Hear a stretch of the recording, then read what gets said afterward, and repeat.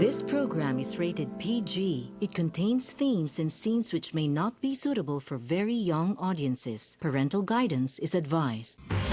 Be advised that the views and opinions of the hosts and guests do not reflect those of the station.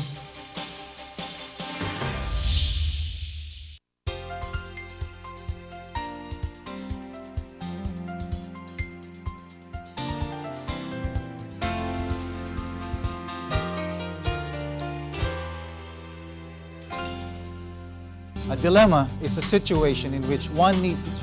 Paano ako gagaling? There's an ethical issue. Supposed to Help us or Medical Dilemma.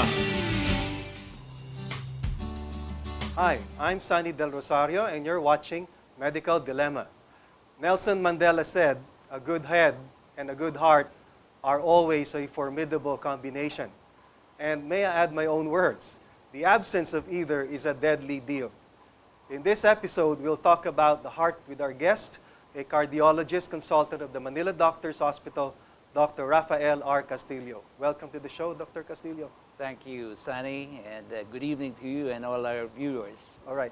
Now, for starters, could you tell us about your practice as a cardiologist? Yes, my main practice is cardiology, but I also see cases of internal medicine from time to time. Internal medicine means, of course, the diseases of the other organs, internal organs, like the lungs, the kidney, the liver.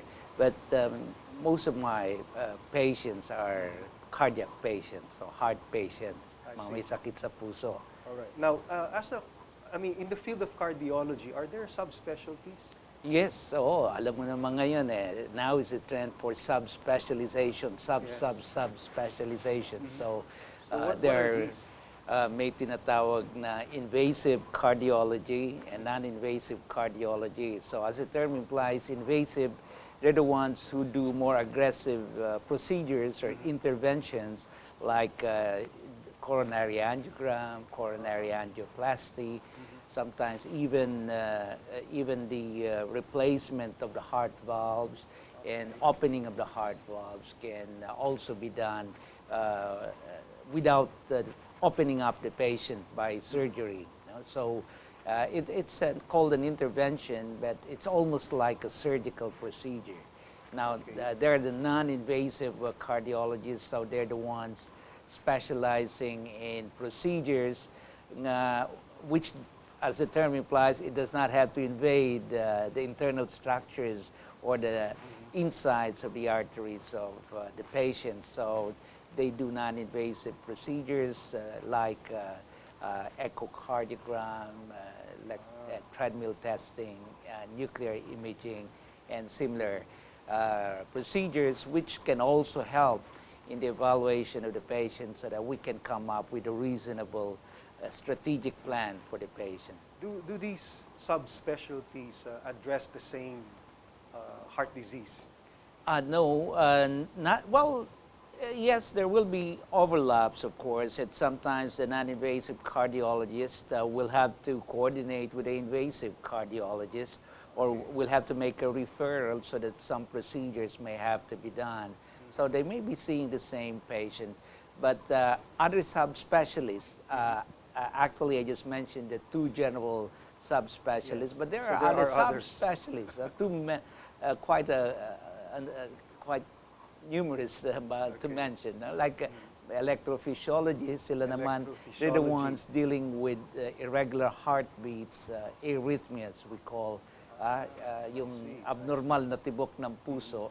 So they do also procedures, invasive procedures, which evaluate the patient. And yun ang talagang main line nila, yung mga irregularidad sa pagtibok ng puso, irregular heartbeat. Now, what are the most common heart conditions that you examine in your practice? In our practice, the most prevalent condition which we see as a clinician would be patients with coronary artery disease. So coronary artery disease, that means narrowing of the arteries supplying the blood. Patients with hypertension, high blood pressure, patients with congestive heart failure or failure, weakening of the heart muscles causing it to fail.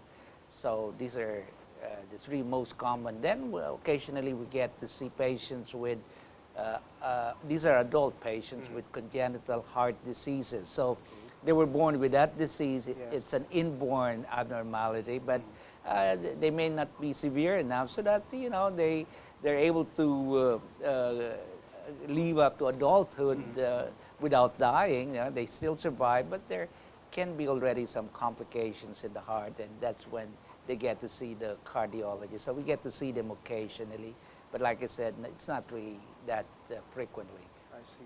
Now, among the Filipino population, how high is the mortality rate with regards to heart disease?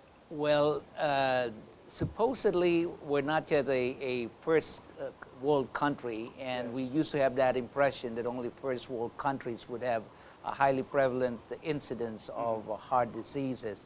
But for the last 20 years or so, 2 decades or so, cardiovascular diseases, that includes diseases of the heart and also the brain, primarily stroke, are the leading causes of deaths in the Philippines and also worldwide. So also worldwide. It's if you combine diseases of the heart, diseases of the brain, and I think that's why you said, you know, I think that's why very aptly you quoted that Nelson Mandela, Mandela's statement that if you combine the head and the heart, boy, that's really a formidable combination. So it's also a formidable combination which can kill a person if one has disease in the head and the heart. And because they only have one common supply, you know, it's as you know, we have a blood supply network, and somehow whatever the problem is in the blood supply to the heart, you can also expect a similar problem in the brain. I see. So that's why patients with strokes, for example, they usually have heart problems as well, and vice versa. So if you combine deaths arising from these two organs, then that will still be the #1 cause of death in the Philippines, and that has been so for the last 20 years. So we're no different from a first world country then? Right, I guess we have a penchant for following the trend of first world countries, primarily the United States. And I guess we've learned to imitate their bad healthy habits, their unhealthy lifestyles. I see. So copying their lifestyle has actually been the reason why our conditions have been the same as theirs. Correct. So I guess that's why we're following the same trend. And what's worse is that while the incidence of heart attacks and stroke, you can see a significant reduction already in the United States. In the Philippines, we're still seeing an uptrend. So medyo hindi magandang trend sa atin. I see. Thank you so much, Dr. Castillo, for that information. We'll take a break at this point to give way to a few words from our sponsors.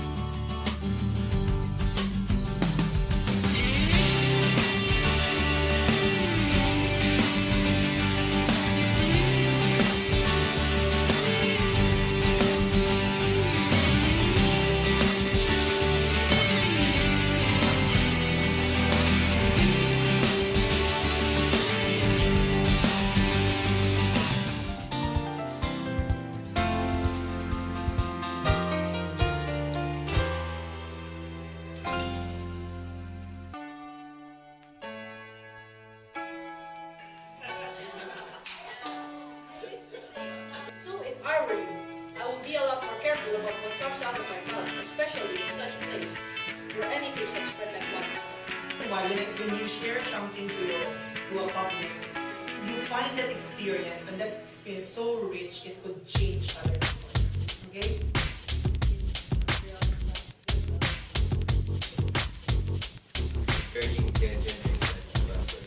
Like there are other sensitive, so you hear it